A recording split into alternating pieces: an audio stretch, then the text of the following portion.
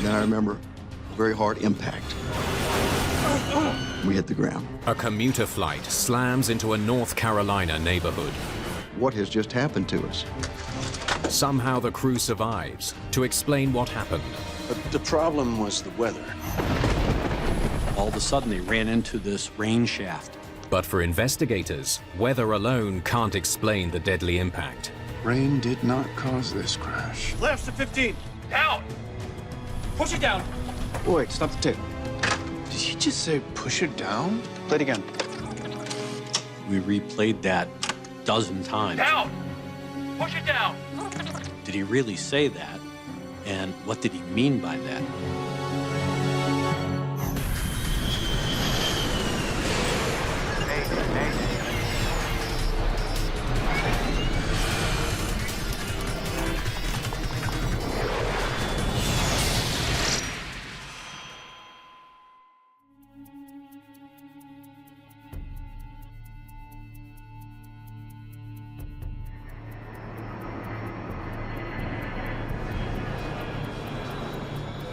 USAir Flight 1016 is en route from Columbia, South Carolina to Charlotte, North Carolina. USAir 1016, good evening. Climb and maintain 12012. 12000, USAir 1016. Captain Mike Greenlee is one of USAir's top pilots. He's an Air Force veteran who still flies fighter jets in the reserves. I believe he flew the F-4, and then he flew the F-16. 12000. 10. The first officer, Phil Hayes, is a seasoned pilot who's dreamt of flying since he was a boy. And I went for a ride in an airplane when I was about 15, and 14 or 15, and the bug bit, and I wanted to fly after that. So, how old are you, Mike? 38. How about yourself? I'll be 42 on the 26th of July. Is that right? See, I had you figured about 35. Oh, did you really? Oh, yeah. I knew there was something I liked about you. This is the first time the two pilots have flown together. Mike was a very affable, very likable fella, and we hit it off right away.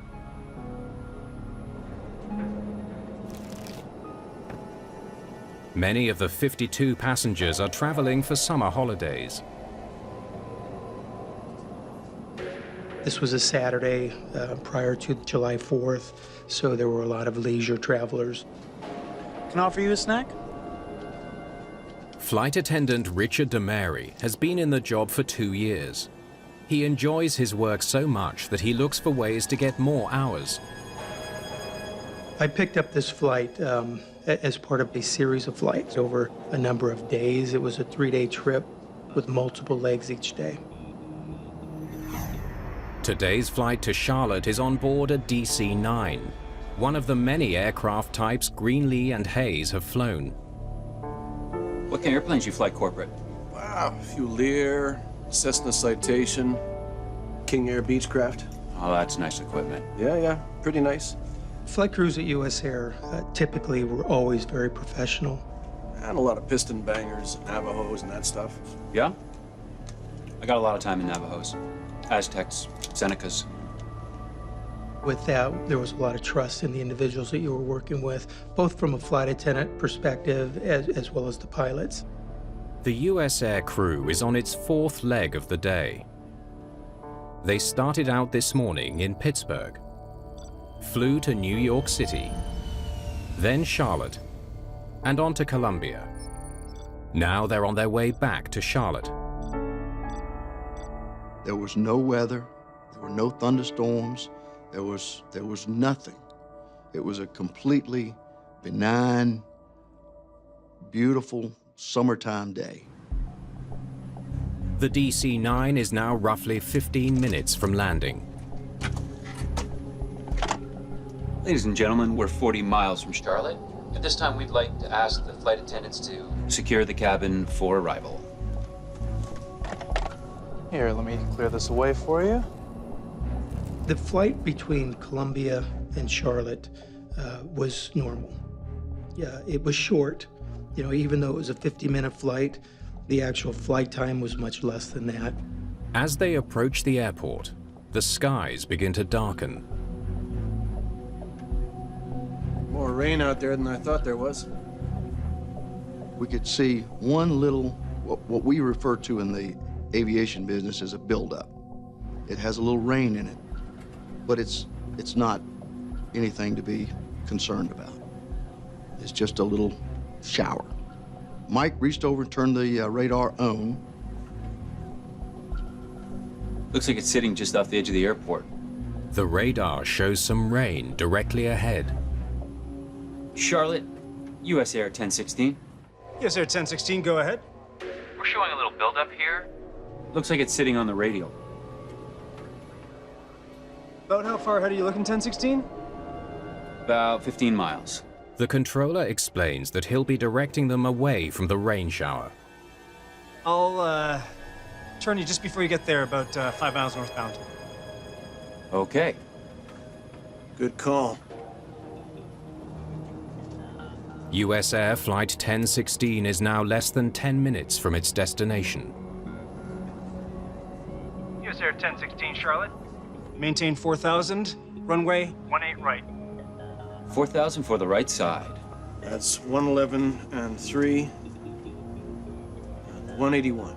The pilots are ready for final approach. Your cabin's down, seatbelt signs on, hydraulics on, altimeters, flight instruments 3001 set. Set. As promised, the controller turns Flight 1016 away from the storm. USAir 1016, turn 10 degrees right, descend and maintain 2300, vectors to visual approach to 18 right. The controller said descend to 2,300 feet. He said, I'll turn you at the marker for the visual approach. 10 right, down 2300, USAir 1016. Another confirmation that there was absolutely nothing going on. At that point in the landing phase, the cabin had been secured, and we were in our seats ready for landing.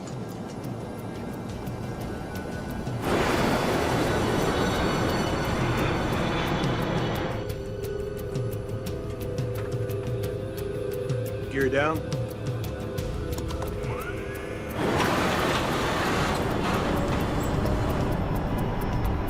Flaps 40, please. 40 flaps. Suddenly, this very heavy rain seemed to come from nowhere. It did not go light rain, moderate rain, heavy rain, extreme. It didn't do that. It was just all of a sudden like you're under a waterfall. Here come the wipers. That's 10 knots right there. Now we're like, oh, what has happened? You know, what changed? In other rain events, you can see out the window. You can make things out. This rain completely obstructed any view out of the window. Whoa. Okay, you're plus 20. Visibility had been reduced, and with this heavy rain, Mike and I made the same decision at about the same time. So let's go around.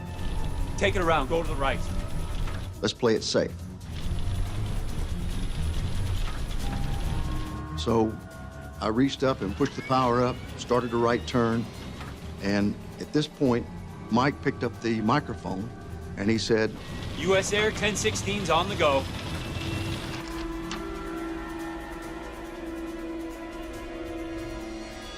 USAir 1016, understand you're on the go, sir. Fly runway heading, climb, and maintain 3,000. It's what pilots call a missed approach. You have the noise of the engines.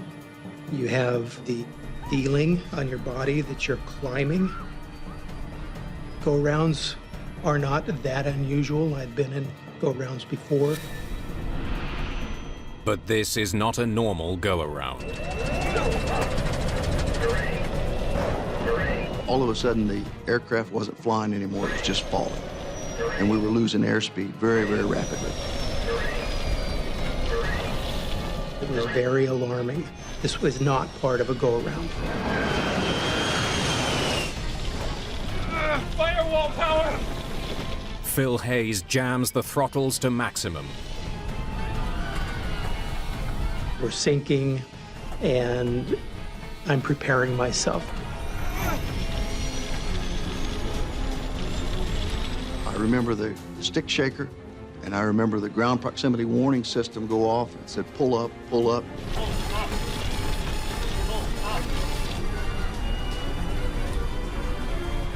And then I remember a very hard impact. And we hit the ground.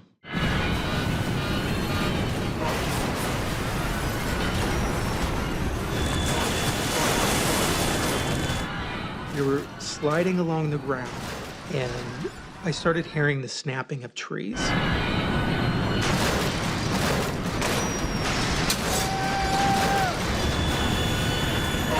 And the left wing sheared off.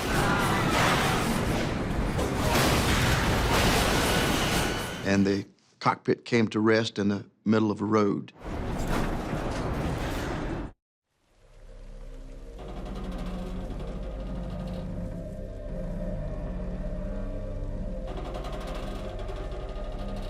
USAir Flight 1016, destined for Charlotte, North Carolina, has slammed into the ground less than a mile from the airport. Flight attendant Richard DeMary has no idea how he survived. There was a tremendous amount of disbelief and disorientation.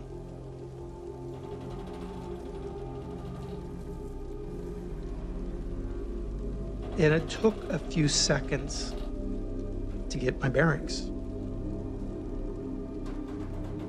And I should say that I was scared. You know, there was a lot of fear because of the smoke and the heat coming off of the airplane. And I remember the real thought of, I've survived the accident. I don't want to die afterwards. First Officer Phil Hayes has also survived the crash. I remember looking to my left, and there was nobody in the captain's seat. And in my mind, I know I was trying to put things together, like what has just happened to us. And so I got out of my harness and crawled out the opening, and I found Captain Mike Greenlee tending to one of the flight attendants who had been injured. You know, the full realization that we had been in an accident hit home. So I thought I got to do something to help. So I start to yell, release seatbelts and get out. Release seatbelts and get out. Release seatbelts and get out. Good evening. Emergency workers in Charlotte, North Carolina spent this Sunday pulling bodies from the wreckage of a USAir jet that crashed there last night. The crash of Flight 1016 is the first accident involving a major airline in North Carolina in 20 years. Both pilots and the cabin crew have survived. But of the 52 passengers, 37 are dead.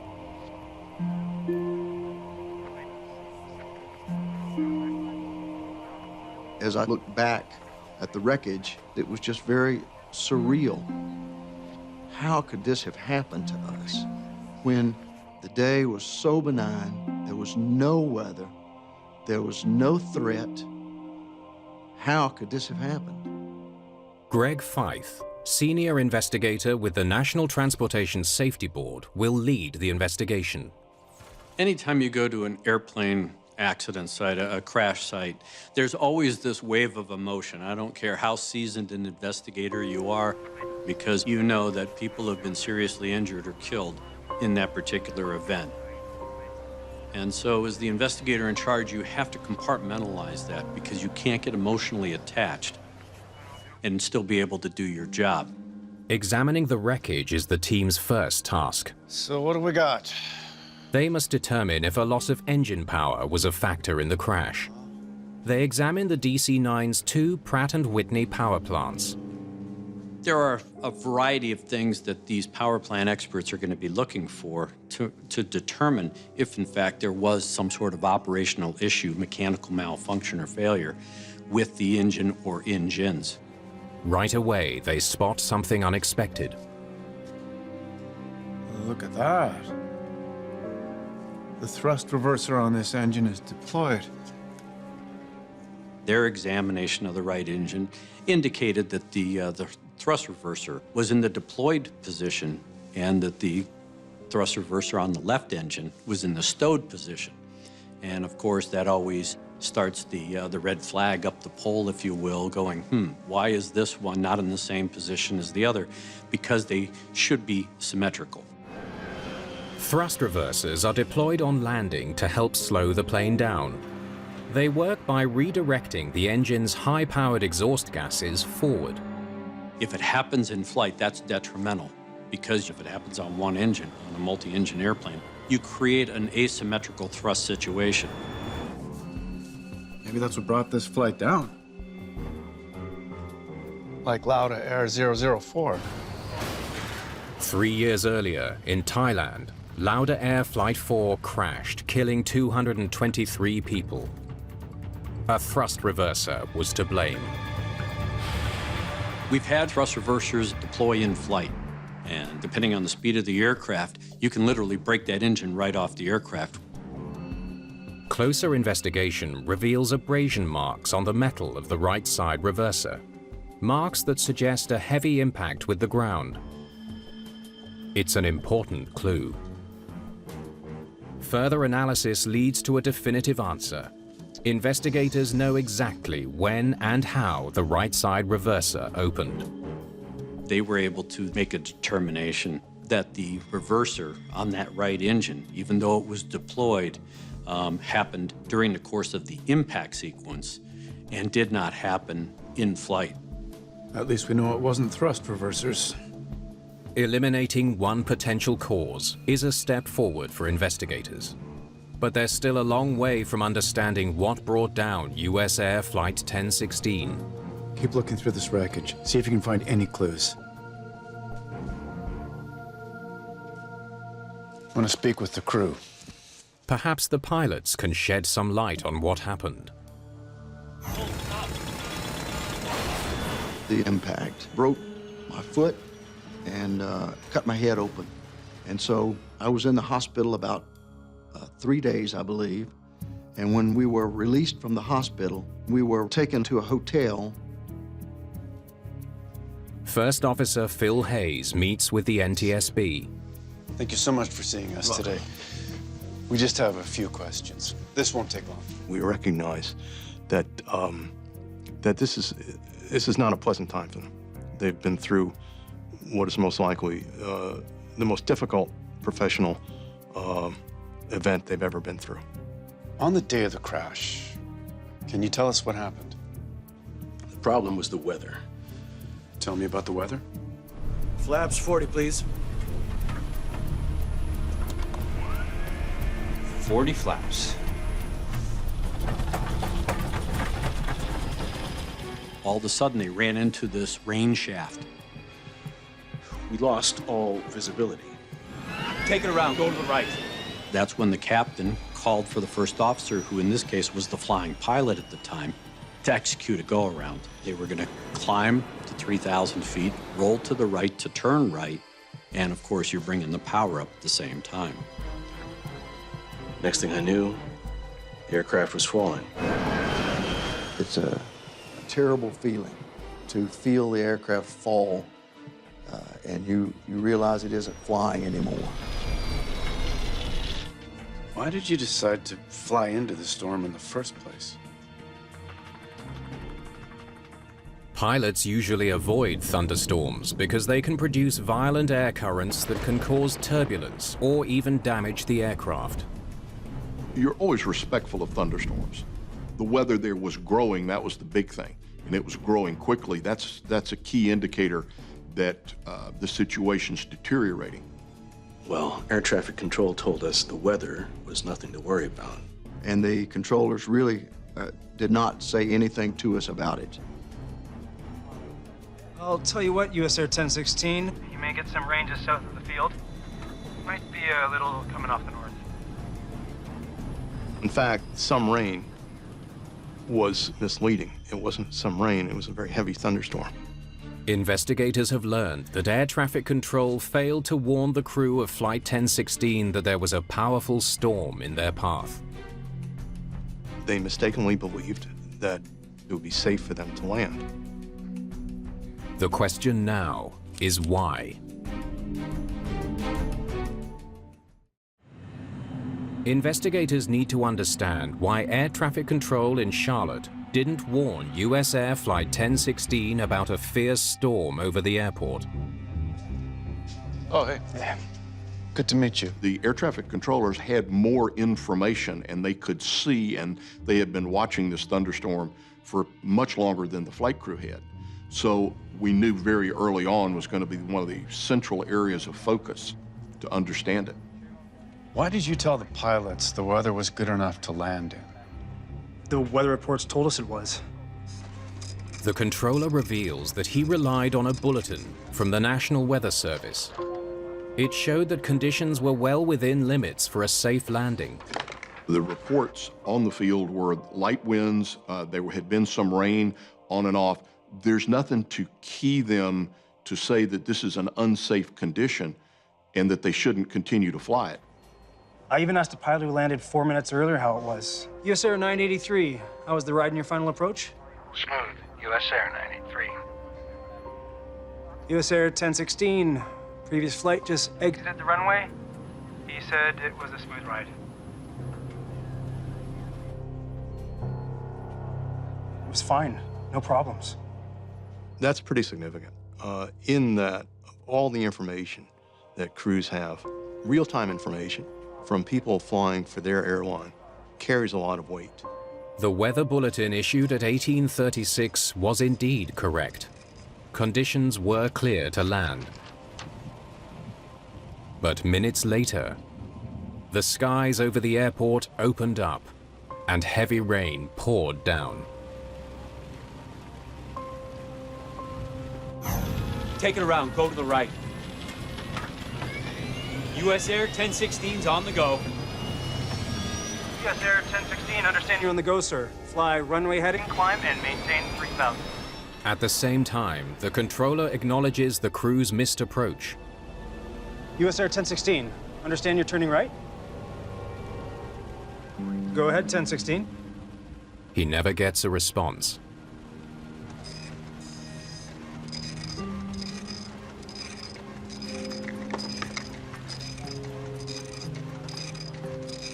By the time I got to the next bulletin, it was too late. Listen, I really appreciate your help.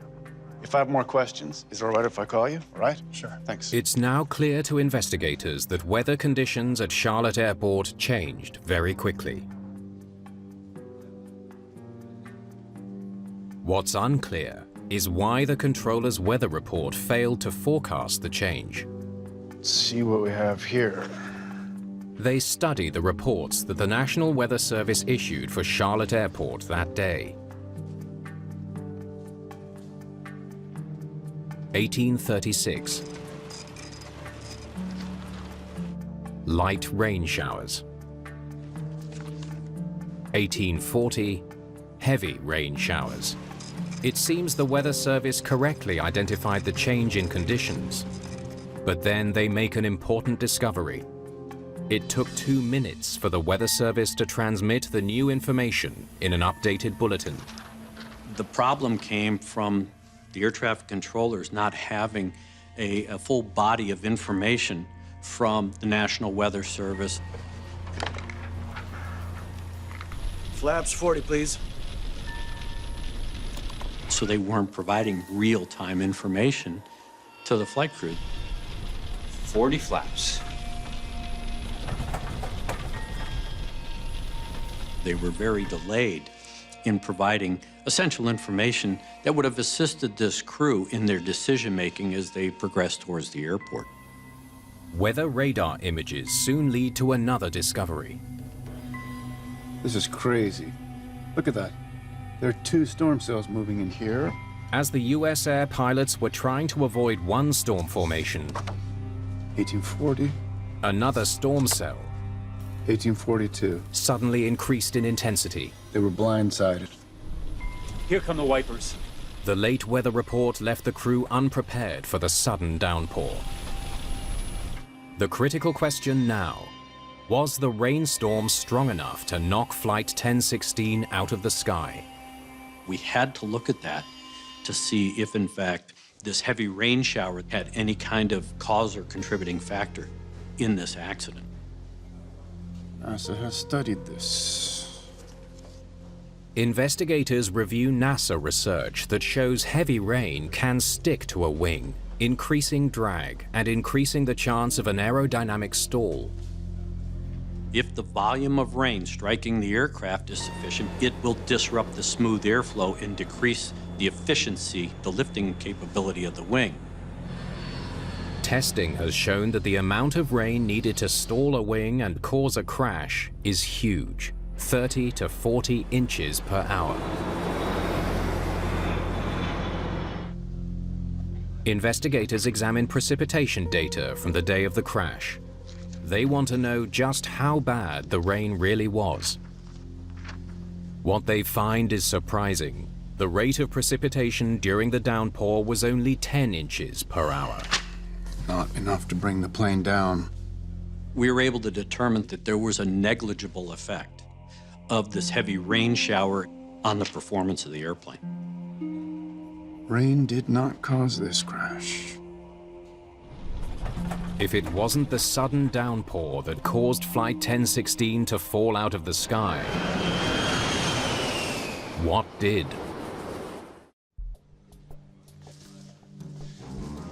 Can you bring up the FDR?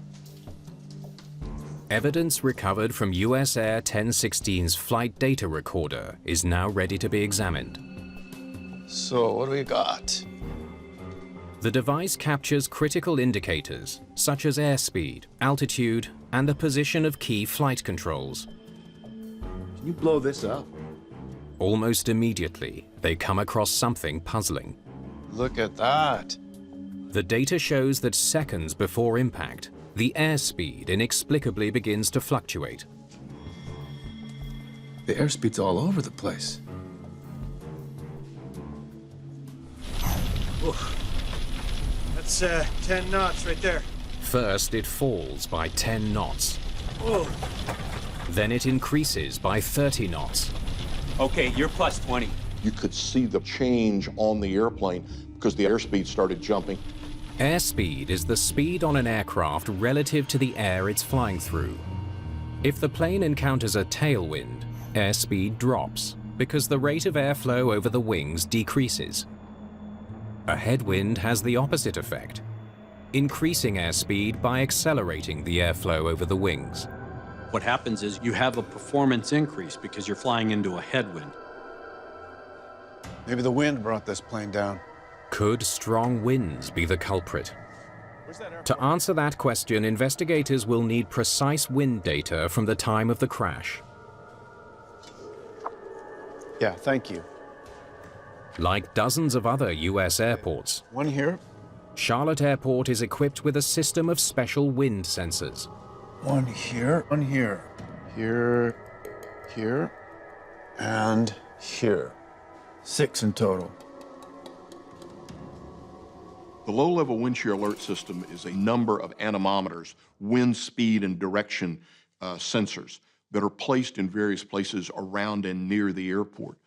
And they compare the winds at one part of the airport with winds at another part. Okay, run it.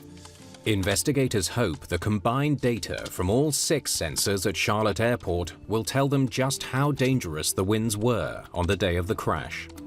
There was light wind, which was not at all severe. They discover that top wind speeds were not very high that day. Wait a second. Look at that wind. It's blowing all over the place. But the changes in wind speed and direction were extreme. Look at that. Less than 2 minutes before the accident, 4 of the 6 sensors signaled a weather event known as wind shear. Wind shear is a sudden shift in wind direction and velocity that can cause a plane's airspeed to become dangerously erratic.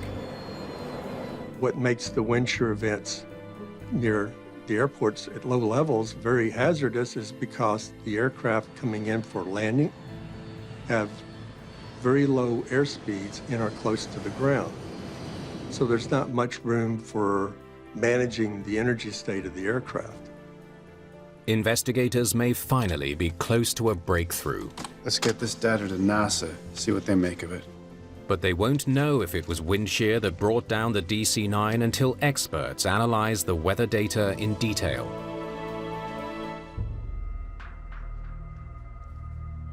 NASA meteorologist Fred Proctor gets the assignment.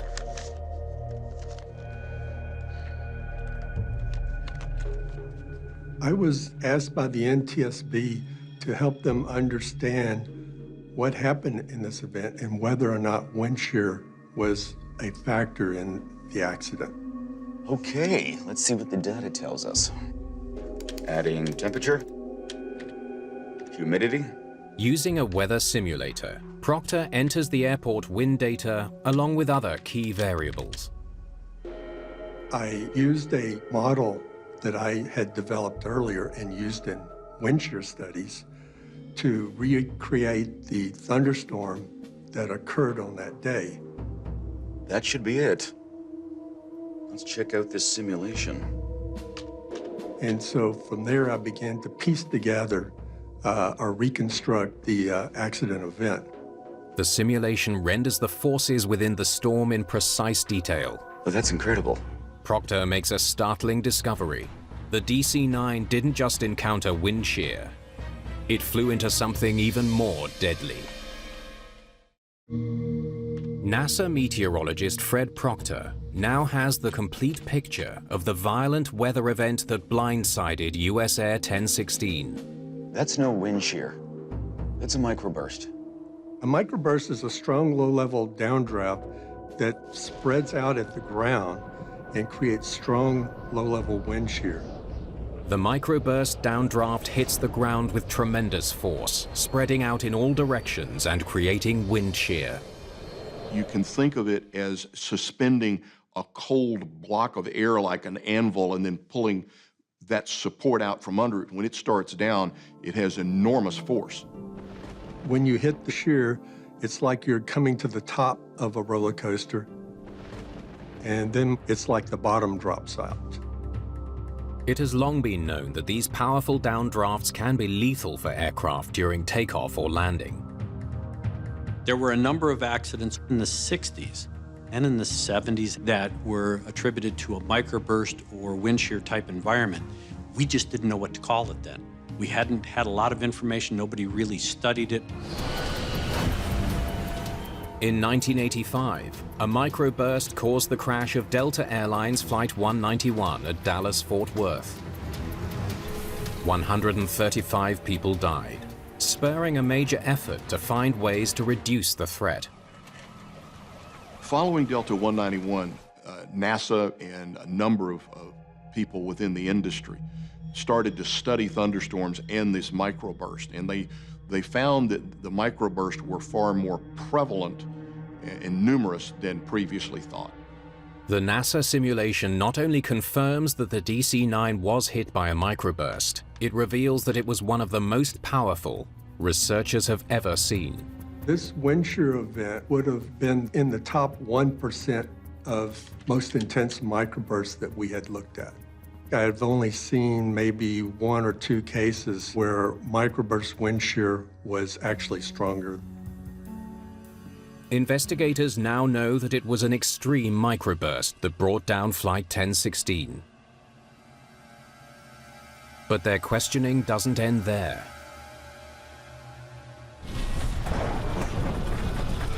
Firewall power! They also know that pilots are trained to deal with such events. If you do find yourself in a microburst, what do? Max power, get as much lift out of the wings as you can.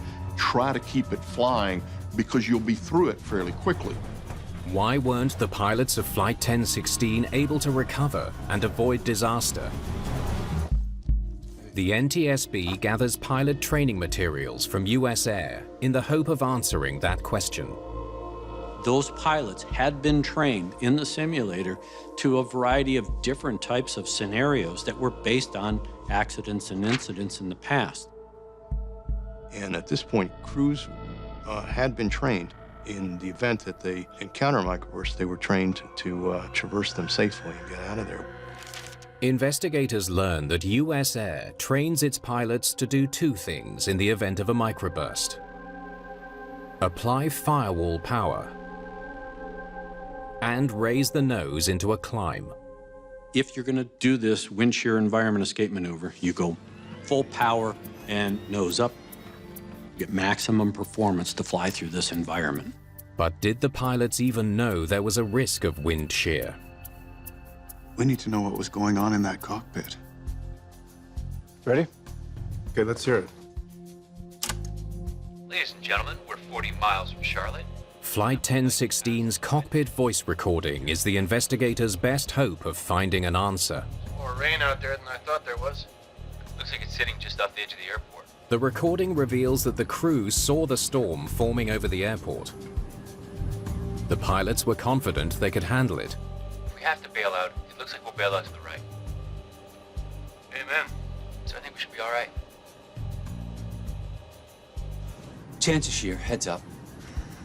Roger that. Captain Greenlee not only knew wind shear was possible, he was ready with a plan of action. And they were fully prepared to abort the landing, perform what's called a missed approach, should the weather deteriorate at any point before they touch down.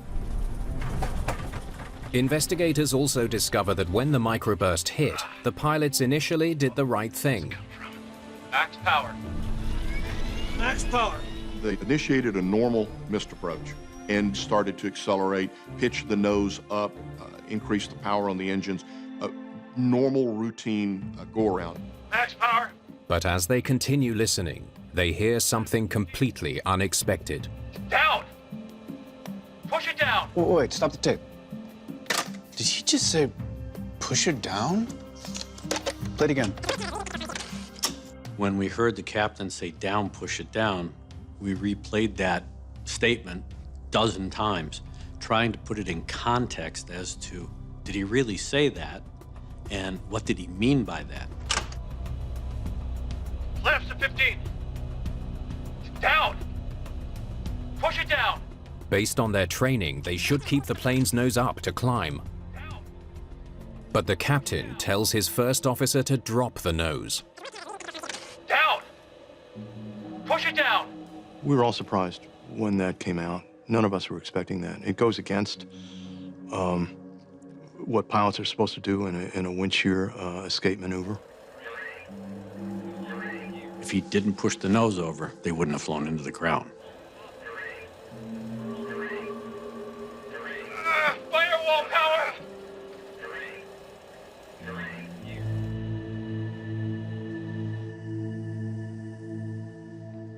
What was he thinking?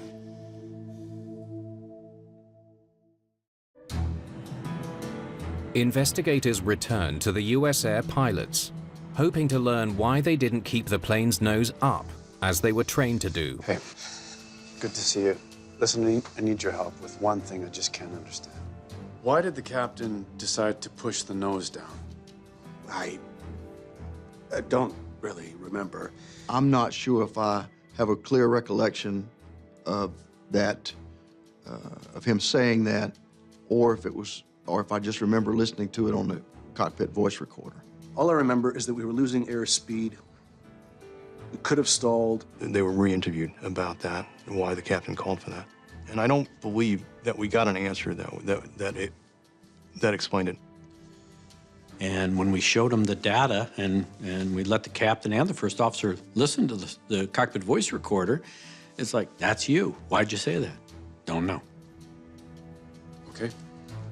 Well, thanks again. Trying to get precise information from them in an interview proved to be pretty hard, not because they were withholding anything, just because humans don't always remember great detail under high-stress events. Next slide, please. Investigators can only speculate about why the captain reacted as he did. The next slide, please. It suggests he fell into the grip of a deadly phenomenon that aviators call spatial disorientation. How we maintain our orientation in space is with our feet on the ground, basically force of gravity, and the fluid in our inner ear, and primarily our eyes. So when you look out at the horizon, you know what is up, what is down. Whoa. Okay, you're plus 20. Take it around, go to the right. USAir 1016's on the go. In flight, extreme changes in speed, direction, and altitude create physical forces on the body that can confuse the senses. This may cause the pilot to lose track of the plane's orientation. What happens with pilots is that during the course of acceleration and deceleration, the fluid in their inner ear starts to move. Down! Push it down! And so your body will fool you because all you have is basically the body sensation.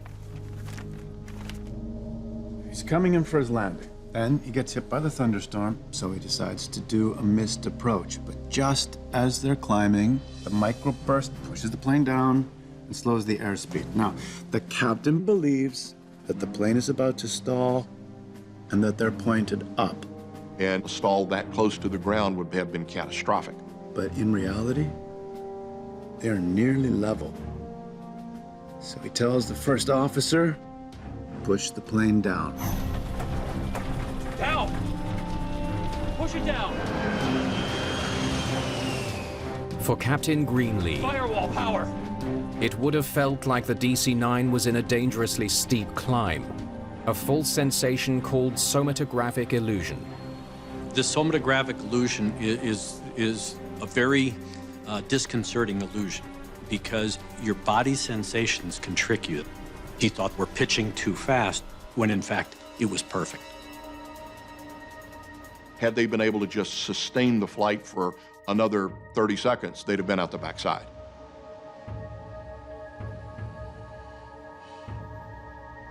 In their final report, investigators highlight the need for prompt weather updates whenever there's a risk of thunderstorms. They also call on the FAA to make sure that controllers are displaying the highest level of precipitation intensity on their radar screens and relaying that information to flight crews. Finally, since the Flight 1016 tragedy, a more sophisticated type of radar called Doppler radar has become standard equipment at most airports and on board many aircraft. You can see the intensities of the wind, the vertical and the horizontal velocities. That's great information. They have predictive wind shear, and so it can actually look and predict before the airplane arrives so that you get a much earlier warning. Because of our increased understanding of wind shear and the development of new technologies, there has not been a case in the United States of a wind shear accident since the Charlotte event.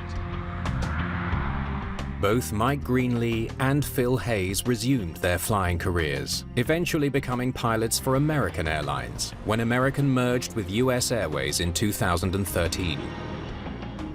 As for flight attendant Richard DeMary, his brave actions in the immediate aftermath of the Flight 1016 crash earned him no fewer than 5 awards, including the US Department of Transportation's Award for Heroism.